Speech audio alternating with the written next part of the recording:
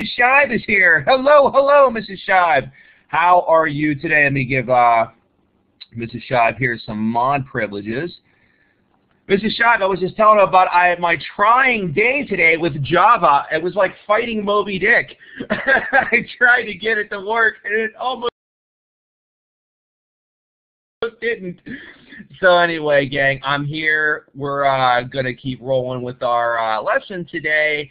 And as we talked about yesterday, we talked about art and architecture. Well, we talked more about the architecture side of it. Today, we're talking about the art side of it.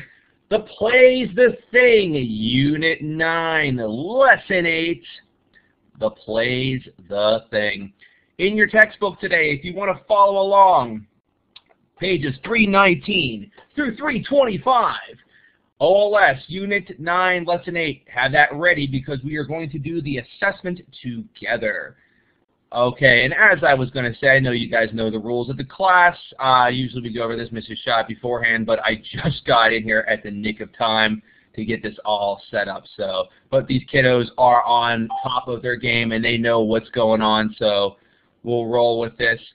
All right, before we begin, though, let's do a little review from yesterday.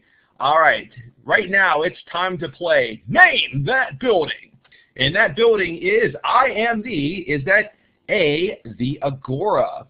Is that B, the Parthenon? Is that C, the Temple of Delphi? Or is that just a cool ancient Walmart?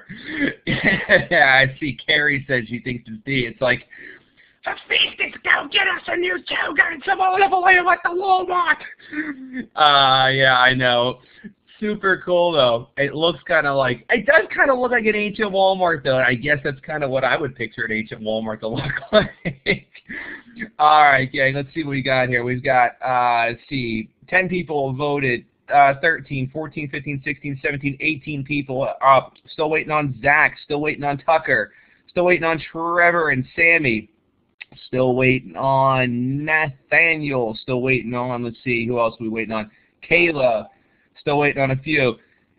Let's see, who's got it? Diva. Diva, why don't you give us the correct answer? Go ahead, Diva. Tell us what the answer is. B. Awesome. The answer is B, as in Buttercup, as in Princess Buttercup from The Princess Bride. The Parthenon. As I said, it is probably the coolest structure that the Greeks had ever come up with. It sits atop the Acropolis. It's the temple to Athena, built by Pericles. Remember we took a little stroll through that yesterday? It was pretty cool. All right, going to need some volunteers here. Let me lower the hands. Some volunteers here. Who wants to match them up for us? Juliet, we've got Uno, Carrie, Diva, Logan. Nicely done. All right. Diva, Juliet, go first. We'll give you first pick. Doric, Ionic and Corinthian, the style of pillars. Draw the line to the correct picture. So pick Doric, Ionic. Well, that was easy enough. Corinthian, very good, Juliet. Awesome job. Corinthian, always distinguishable by those little tongue-like things. They call them leaves. I still say there's tongues going, but they are definitely given away by that. How about Carrie? Carrie, you're up next. You got Doric or Ionic. Which one do you want? Your choice, Doric or Ionic. We've got two choices left. Corinthian's been taken. Bingo, Doric. Thank you very much, Carrie. The very simplest of pillars, known for has a little bowl shape. If you look right here, the bowl right up here is a dead giveaway. If you ever want to look for Doric pillars, they have almost like a bowl and then a fluted bottom that kind of bows out. So that leaves us with one. Diva T, why don't you grab the whiteboard and point us to Ionic. Where is the Ionic pillar? It's pretty easy, but you know what? It's probably, there you go, Diva T in the house. All right, so let's give a round of applause to Carrie, to Juliet, and to Diva for excellent job. All right, how are they distinguishable? First of all, Doric, remember, it's got a bowl at the top like a cereal bowl, and it's fluted. It goes outward towards the bottom. Then we have the Ionic. Ionic has these inverted ram's horn type style. Remember we saw this here at the courthouse yesterday in Georgia. Lastly, we have the Corinthian style, the most ornate of the three. And we saw an example of this on the U.S. Supreme Court building in Washington, D.C. Remember, they're all over the place. Go out and about with your parents and go look. Next time you go out to Walmart, maybe that ancient Walmart, next time you go out to Grandma's house or on vacation, start looking on the sides of the road. You'll notice that Greek architecture is about everywhere, especially with government and municipal buildings. Today, what are we talking about? Today, we're going to go on and talk about Greek theater. It's actually a very cool subject because it's something that impacts us today. Three things we're going to talk about. We're going to recognize the main characteristics of Greek theater.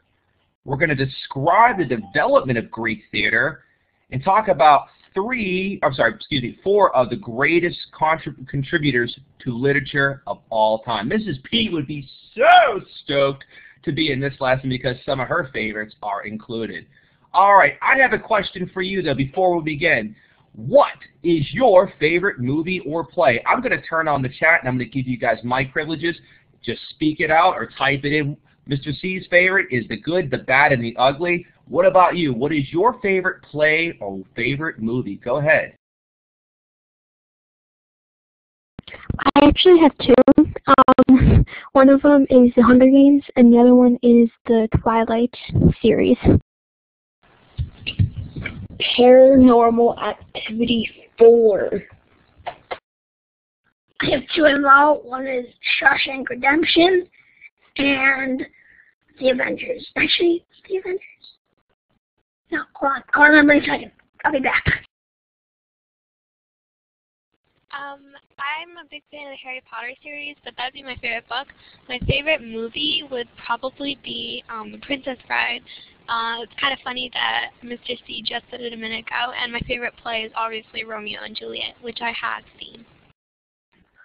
I remember Shawshank Redemption, and I just lost it. I'm an idiot. Hold on, give me 1 second. I'll be back again. Dang it. Actually, my favorite movie is Ted. Yeah, I remembered it. Step Up, or the Step Up trilogy, all the Step Ups. My two are another princess story, or at least another Cinderella story. That's the name of a Disney Channel original movie. And then another one is I think the name of it, if I remember correctly, is Jack and Jill. That one was so funny. The one where that one guy played both him and his sister. That was... Oh, sorry, Jade. I'm going to cut you off. Here, you know what? We'll tell after class. I see Mrs. Shaw likes anything Marvel or Superman. That's awesome, guys. Why am I asking about movies? And thank you for all the contributions you led. My favorite, Good, the Bad, and the Ugly, Princess Bride, and believe it or not, The Wizard of Oz. Huge fan of The Wizard of Oz. Love that movie. Why am I talking about movies? The Greeks obviously didn't have Blu-ray or DVDs or VHS or movie theaters.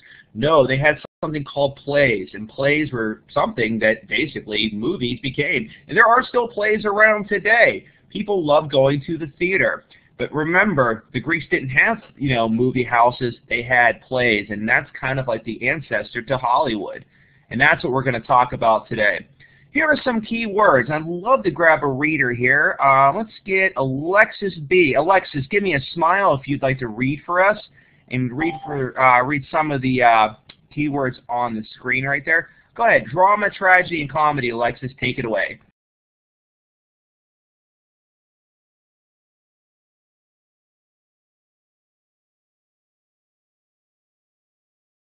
Sorry, Alexis. I think I turned off your mic. Try it again.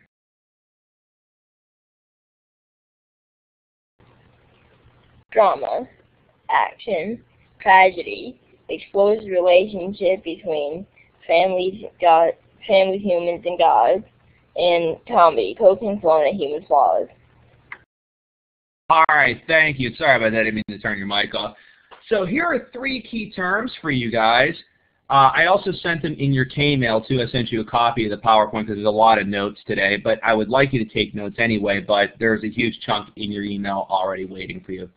All right, and you know what? I'll even file share them with you guys right now because I want you guys, this is a pretty neat thing, and I want you guys to pay attention because I love this topic. Greek theater is just super cool.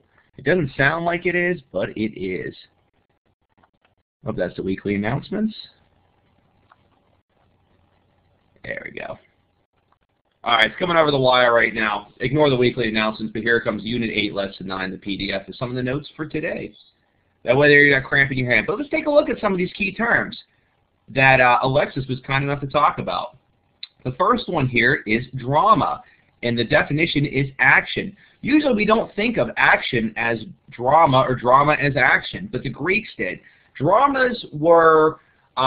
think of heroic stories like the Odyssey that you're going to read in English class and that we already read. Think about the Iliad. Think about stories of heroic deeds like Hercules. Think about stuff like if it was ancient Greek, think about Gilgamesh. That would be considered a drama in ancient Greek theater. A little different. The definition is a little different than what we think. We think drama, we think sad movies, we think movies like the Notebook, or we think about movies.